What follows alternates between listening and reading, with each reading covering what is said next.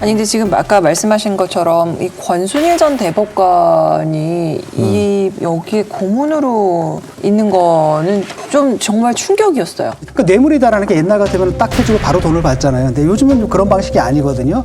딱 하고 그다음에 그 사람 아들, 딸 외국 유학 보내가지고 막 이걸 해준다라든지 이른바 이제 사후 뇌물 비슷하게 이렇게 처리를 하기 때문에 이거는 지금 갖고 있는 뭐 경찰, 검찰의 수사력 갖고 나올 수 있는 부분은 아니고 이재명 지사가 사실은 그 주류가 아니기 때문에 자기 사람을 끌어들이는 방식은 그런 방식으로 먹고 살게 해주는 방식으로 이렇게 해왔거든요. 근데 그런 것에 일단이 이번에 좀 드러났다라고 봅니다. 권순일 대법관 같은 경우는 저도 법조기자를 법조팀장을 해봤는데 너무나 이례적이거든요. 있을 수 없는 일이에요. 권순일 대법관이 청문회 때 처음에 그 임명될 때 뭐라고 하셨냐면 전관예우에 대한 국민들의 그 많은 우려와 이로 인해서 사법 신뢰가 많이 저하되어 있는 것에 대해서 대법관 후보자로서 매우 부끄럽게 생각하고 국민 여러분께도 송구스럽게 생각을 합니다. 특히 대법관은 법관의 최고위직으로서 국민에 대한 기대가 큰 만큼 대법관을 마치자마자 대형 로펌에 취업한다든가 해서 사익을 도모하는 것은 여러 가지 국민들에게 바람직하지 못하다고 생각합니다. 그러고 나서 이 5천만 원짜리 자본금이 있는 회사에 고문으로 가셨어요. 그리고 그 다음에 인터뷰들이 나온 거 보면 이분은 나는 자문해 준 거 없다라고 얘기하셨는데 저쪽에서는 자문했다고. 그쪽에서는 제가 4번이나 그 사무실에 찾아갔습니다. 구체적으로 송전탑 옮기는데 그걸 지중으로 매설하는데 거기에 대해서 자문을 받았습니다. 이렇게 얘기를 해서 서로 얘기가 안 맞고 그리고 이분이 변호사 등록을 안 했어요. 그래요? 변호사 신청을 안 한 상태예요.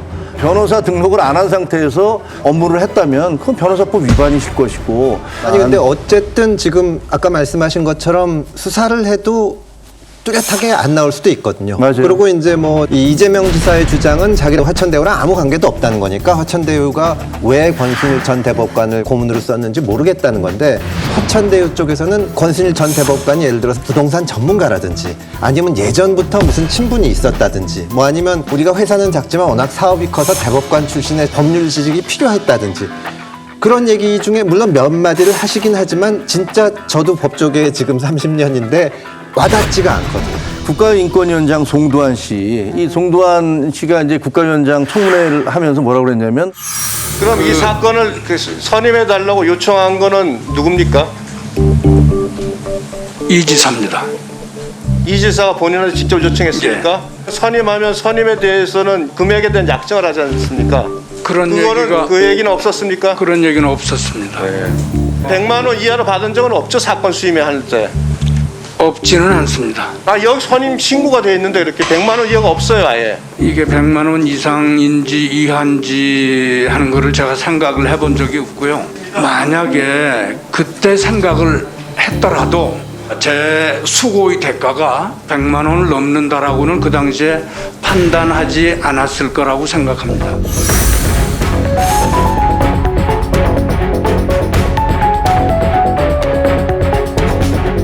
근데 똑같은 사건으로 변호사를 했던 강찬우 지검장, 검사장 이분이 또 화천대유에 자문역으로 들어가 있어요. 그럼 이건 왜 들어갔을까? 그럼 이분도 그때 강찬우 이 검사장도 무료 변론을 해줬나? 그리고 나서 여기 들어감으로 해서 거기서 무슨 대신 대가를 받았나? 뭐 여러 가지 상상을 하게 만드는데 그래서 사실 이런 사건 같은 경우는 결국은 돈을 쫓아가야 돼요, 돈을. 물론 돈을 쫓는 게 수사의 기본인 것은 맞습니다. 근데 모르겠어요. 뭐 진짜 이 사건의 진상은 알 수 없는 거지만 유권자들의 입장에선 이재명 지사한테 물을 권리가 있습니다. 어쩌다 이렇게 됐냐. 왜 이 사람들은 뭐길래 이렇게 1,000배가 넘는 그러니까 5천만 원 정도는 회사원들도 투자할 수 있는 돈이잖아요. 그 돈 내고 몇백억씩 받아갔는데 왜 이 사람들이 그렇게 했는지에 대해서 당신이 성남시장을 지냈으니까 합리적인 설명을 해달라고 하고 있는데 거기다 대고 이재명 지사는 나는 한 푼도 안 먹었다는 얘기를 하고 있는 겁니다. 계속 그 1조 뺏길 거 내가 5천원 갖고 왔어. 그 얘기만 계속 그러니까 하잖아요. 동문서답을 하고 있는 거죠.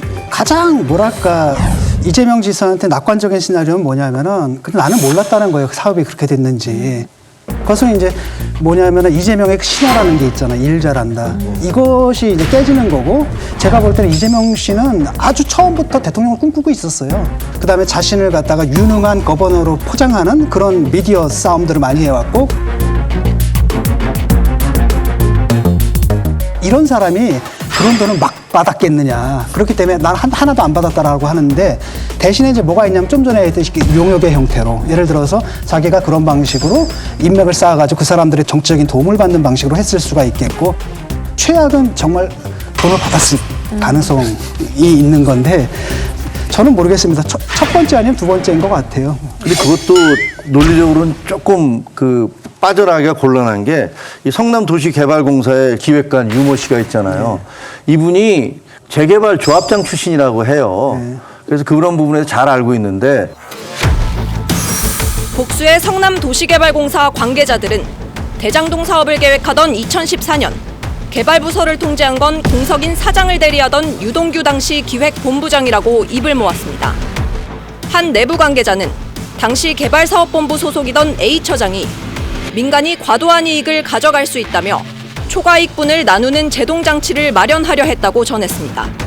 다 먹지 말고 도시공사하고 서로 초과되는 이익분에 대해서는 서로 샤워를 하자. 그런 장치가 있었단 말이에요. 하지만 유 전 본부장이 이를 묵살했고 A처장은 극심한 갈등 끝에 업무에서 손을 떼게 됐다는 겁니다. 사람을 하는 거지 네가 뭔데 그런 식의 문제인데 그때 당시에는 좀 거기에서 고성이 많이 왔다 갔다 했죠. 이로써 결국 화천대유가 개발 이익을 무한정 가져가는 구조가 됐다는 게 당시 내부자들의 공통된 증언입니다. 하지만 유 전 본부장은 오히려 자신이 초과 이익을 환수할 방안을 마련해보라고 지시했을 것이라며 상반된 주장을 펼쳤습니다. 혹시라도 수익이 좀 많이 나면 그 방법이 있을까? 그것도 제가 한번 지시를 내린 적이 있었던 거야. 이 사건이 심각한 게 지금 관련자들 이분들이 한 분씩 보면 사라지고 있어요. 그래서 빨리 출국 금지를 해야 돼요. 어떤 분은 뭐 미국 이미 도피한 것 같다라는 뭐 제보가 온 것도 있고요.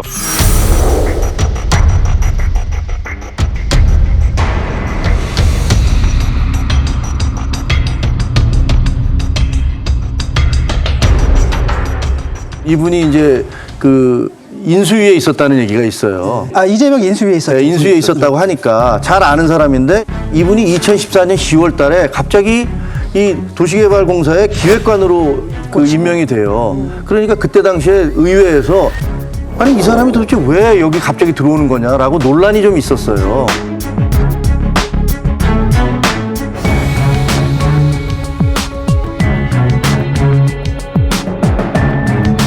그랬더니 그때 사장이 인사권은 나한테 있는 거다라고 그렇게 얘기를 하면서 임명을 했는데 그 다음에 2015년 2월 달에 그 사장이 그만둬요. 그러면서 이 유모 씨가 사장 대리가 되는 거야. 그래서 사장 대리가 되고 난 다음에 사업을 일사천리로 진행시켜. 그러고 나서 7월 달까지 이 사업이 대충 틀이 다 짜여진 다음에 자기는 빠져. 그래서 새로운 사장이 2대 사장이 와. 그리고 이분은 나중에 2018년에 그 시끄러웠던 경기관광공사 사장이 돼서 2년 동안 하고 난 다음에 작년 말에 물러나고 뭐 사실인지 여부는 알 수 없지만 그분이 다시 이재명 지사의 캠프로 가 있다 아니다.